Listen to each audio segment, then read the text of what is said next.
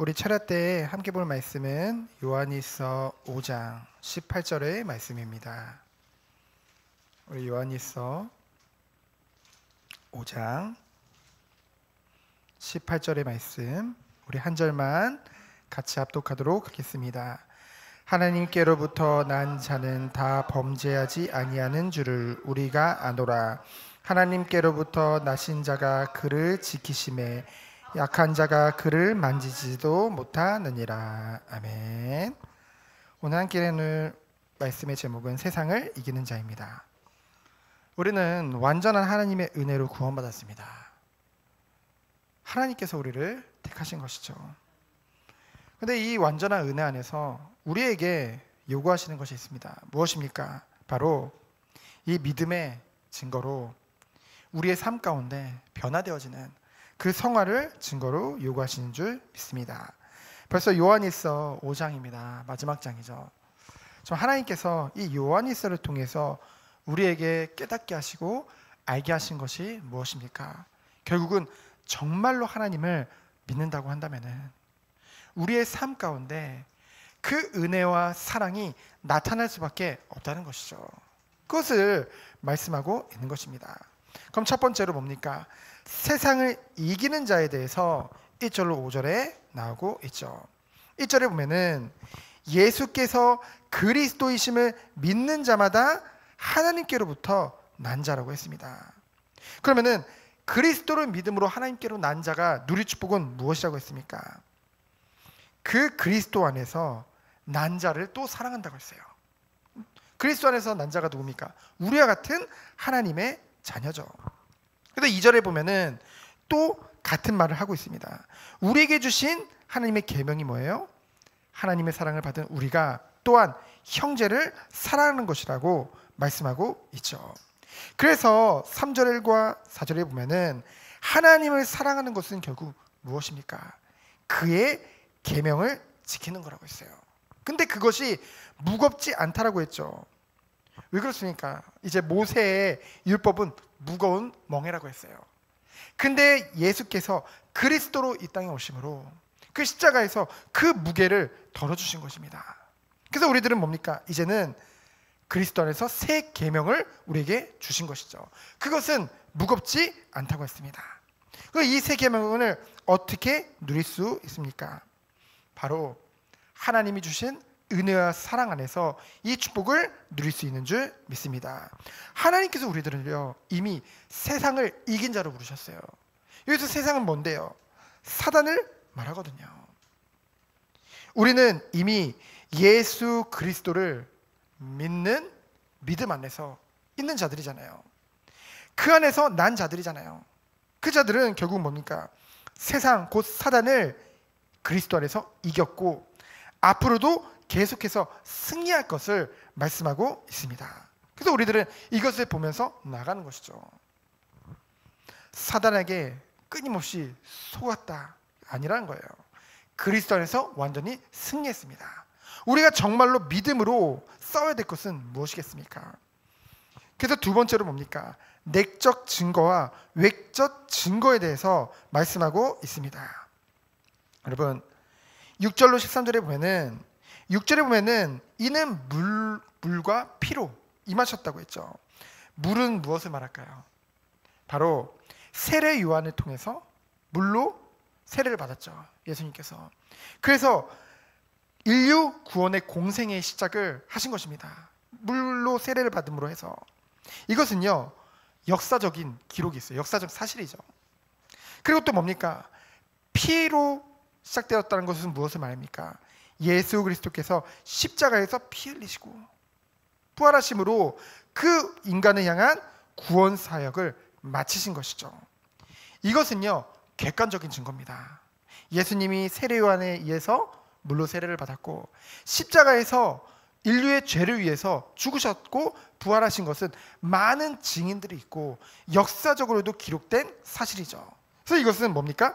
객관적인 증거예요. 그렇다면은 내적 증거, 주관적인 증거는 무엇입니까? 바로 성령이죠. 성령께서 이것을 증언하신 것입니다. 우리에게 믿음으로 역사하시는 것이죠. 그래서 성령이라는 내적 증거가 없으면 어떻게 될까요?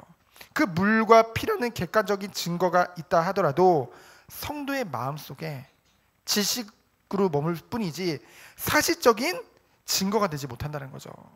반대로 물과 피라는 객관적인 증거가 없다면 어떻게 될까요? 인간들은 그렇잖아요. 생각하는 이성을 가졌잖아요. 그러다 보니까 객관적 사실을 요구한단 말이에요. 그에 의존한단 말이에요. 근데 그것이 없다고 한다면은 또한 한쪽으로 치우쳐서 머물러서 더 이상 성장을 하지 못하게 되겠죠. 그러니까 뭡니까? 결국은 물과 피와 또한 증언하시는 이 성령이 하나 되어져서 결국은 무엇을 증거하는 거예요? 예수 그리스도께서 하나님의 아들이시요 우리를 구원하신 구원자 되심을 증거하고 있는 줄 믿습니다. 그래서 요한복음 25장 26절에 보면은 예수님이 부활이요 생명이에요. 그렇죠? 그 생명 그리스도 안에서 영원한 영생이 우리에게 주어졌음을 증거하고 있습니다. 그리고 고린도전서 15장 12절로 28절에 보면은 이 생명 되시는 예수 그리스도는 죽은 자들 가운데서 부활하심으로 믿는 모든 성도들의 부활의 첫 열매가 되주신 것이죠. 그래서 모든 믿는 자들은 성도들은 그 생명을 힘입어서 영생을 그리스도 안에서 보증받은 줄 믿습니다. 그래서 그 그리스도, 그 아들 되신 하나님의 아들 되신 그 그리스도 안에 있는 자들이 그 그리스도를 가진 자들이 어떤 사람이에요? 생명이 있는 자라는 거죠. 그래서 뭡니까? 또 증거는 이것이니 하나님이 우리에게 영생을 주신 것과 이 생명이 그의 아들 안에 있는 그것이니라. 그러면서 우리 요한일서 5장 12절 말씀을 너무나 잘 알죠. 아들이 있는 자에게는 생명이 있고 하나님의 아들이 없는 자에게는 생명이 없느니라. 그러면서 13절에 뭐라고 했어요? 내가 하나님의 아들의 이름을 믿는 너희에게 이것을 쓰는 것은 너희로 하여금 너희에게 영생이 있음을 알게 하려 하심이라. 우리에게 그리스도를 믿는 믿음이 있습니까? 그 은혜 안에서 우리에게 영생이 주어진 줄 믿습니다. 그렇다면 이 영생을 가진 자의 중보 기도에 대해서 14절로 22절에 나와 있죠. 너무나 중요합니다. 14절에 보면은 그의 뜻대로 구하면 다 들으신다고 했어요. 중요한 것은 먼저 그의 나라와 그의 의를 구해야겠죠. 먼저 주님의 뜻대로 그의 뜻대로 구하면 들으신다고 했고 그 이어서 15절에 보면은 우리가 무엇이든지 구한 바를 다 들으신다고 했어요. 뜻대로 기도하는 그 전제하에 하나님 우리가 무엇이든지 구하면 다 들으신다고 했죠. 그렇기 때문에 우리는 뭐예요?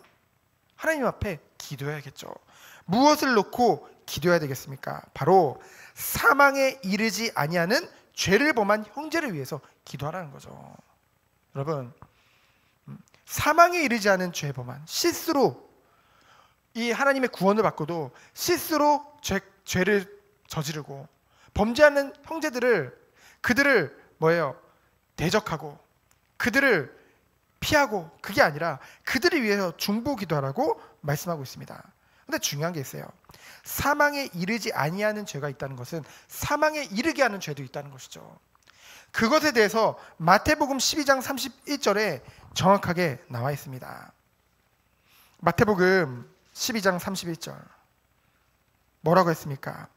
그러므로 내가 너희에게 이르노니 사람에 대한 모든 죄와 모독은 사하심을 얻되, 그렇죠? 인간이 실수로 짓는 모든 죄는 사하심을 얻되 뭡니까? 성령을 모독하는 것은 사하심을 얻지 못하겠고, 그러면서 성령을 모독하는 성령 해방죄라고 하죠. 그에 대해서 구체적으로 뭐라고 했습니까? 또 누구든지 말로 인자를 거역하면 사하심을 얻되 누구든지 말로 성령을 거역하면 이 세상과 오는 세상에서도 사하심을 얻지 못하리라. 그러면서 뭐라고 했습니까? 나무도 좋고 열매도 좋다 하든지 나무도 좋지 않고 열매도 좋지 않다 하든지 하라. 그 열매로 나무를 아느니라. 그래서 뭐라고 했습니까? 독사의 자식들아 너희는 악하니 어떻게 선한 말을 할 수 있느냐? 이는 마음에 가득한 것을 입으로 말함이라. 선한 사람은 그 쌓은 선에서 선한 것을 내고 악한 사람은 그 쌓은 악에서 악한 것을 내느니라. 내가 너에게 이르노니 사람이 무슨 무익한 말을 하든지 심판날의 이에 대해서 신문을 받으리니 내 말로 의롭다함을 받고 내 말로 정죄함을 받으리라. 자꾸만요, 은혜 안에 있다고 하면서도 그 삶 가운데 드러나는 그 열매에 대해서 너무 가볍게 생각하는 경향이 있어요. 사람들이 이미 구원받았으니까. 그것에 뭐라고 합니까? 영지주의라고 합니다. 하나님은 우리에게 합당한 열매를 요구하고 계세요. 그 증거를 요구하고 계시는 것입니다. 그래서 우리들은 늘 이것을 보면서 나가야 되겠죠. 그러므로 우리는 또 히브리서 6장 계속 말씀을 읽어드릴 텐데요. 히브리서 6장 4절 6절에 보면은 아주 중요한 말이 나옵니다. 한번 빛을 받고 하늘의 은사를 맛보고 성령에 참여한 바 되고 하나님의 선한 말씀과 내세의 능력을 맛보고도 타락한 자들은 다시 새롭게 하여 회개하게 할 수 없나니 이는 그들이 하나님의 아들을 다시 십자가에 못 박아 드러내고 욕되게 함이라. 얼마나 무서운 죄입니까? 그래서 우리는 반대로 18절에 보면은 하나님께로 난 자는 다 범죄하지 못하다고 했어요. 왜 그렇습니까? 나신 자 그를 그리스도께서 지키시기 때문에. 이것은 반대로 말하면 뭡니까? 19절에 하나님께 속한 자라는 증거가 뭐예요?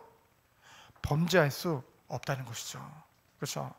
말로는 그리스도를 고백하면서 입술로는 그리스도를 고백한 척하면서 결국 믿는 것이 말과 삶으로 나올 수밖에 없다는 것입니다. 합당한 열매를 맺을 수밖에 없다는 것이죠. 그래서 우리가 너무나 중요한 말씀을 깨달아야 되어야 되는 줄 믿습니다. 우리는요, 결국은 이것을 새롭게 해석을 하면은, 새롭게 해석이라기보다는 반대로 해석을 하면은 우리 무엇을 깨닫게 됩니까? 결국은 우리가 행위로 구원을 받을 수 없지만은 그 구원의 증거로 그 삶을 통해서 볼 수 있다는 것이죠. 반대로 얘기하면은 삶이 끊임없이 범죄할 수밖에 없는 그런 상태 가운데 있다고 한다면은 우리는 그가 구원을 받지 못했다고 생각할 수도 있는 것입니다. 그렇죠? 왜요? 구원이라는 것은 자기가 그렇게 믿는다고 해서 끝나는 게 아니거든요. 합당한 열매와 삶에서 나타날 수밖에 없다는 것입니다. 어찌 하나님을 섬기다고 하면서 성령을 모독하는 그 행위를 할 수 있겠습니까? 그것에 대해서 분명히 말씀하고 있는 것이죠. 그래서 우리들은 주님 오시는 그날까지 정말로 하나님이 다시 오실, 그리스도가 다시 오실 그날까지 우리는 날마다 하나님 앞에서 삶을 살고 경외하면서 인도받아야 될 줄 믿습니다. 그래서 20절로 보면은 또 아는 것은 하나님의 아들이 이르러 우리에게 지각을 주사. 지각은 뭡니까? 영적인 이해 능력이거든요. 이 지각을 하나님이 주신다고 했어요. 그래서 뭡니까? 우리로 참된 자를 알게 하신 것과 또한 우리가 참된 자 곧 그 아들 예수 그리스도 안에 있는 것이니 그는 참 하나님이시요 영생이니라. 이 지각을 주신다고 했죠. 영적인 이해 능력을 우리에게 주신다고 했습니다. 여러분, 하나님의 은혜가 없으면요, 이 말씀이 잘 이해가 안 된다는 거예요. 그렇죠? 그 그리스도께서 우리에게 주신 그 축복과 그 은혜라는 것이 정말 하나님이 원하신 것이 무엇인지를 알 수 있는 그 지각이 없다는 것이죠. 그러나 정말 하나님의 은혜를 받은 자, 이 하나님의 자녀들은 이 지각을 주사 하나님이 정말 원하신 것이 무엇인지 말씀을 통하여 깨닫게 하시고 정말 그 길로 갈 수 있도록 하나님이 날마다 힘주시고 인도하실 줄 믿습니다. 그것에 대해서 말씀하고 있는 것이죠. 그래서 뭐라고 했습니까? 자녀들아, 마지막으로 너희 자신을 지켜 우상에게서 멀리하라. 그것이 하나님이 원하시는 은혜 안에 있는 자요, 세상을 이기는 자가 누릴 축복인 줄 믿습니다. 이 은혜 안에서 승리하는 우리 모든 손님들 되어지기를 예수 그리스도 이름으로 축원드립니다. 시간 기도합니다. 하나님 감사합니다. 믿음 안에서 승리하는 우리 모든 손님들로 주께서 축복하여 주옵소서. 살아계신 예수 그리스도 이름으로 기도합니다. 아멘.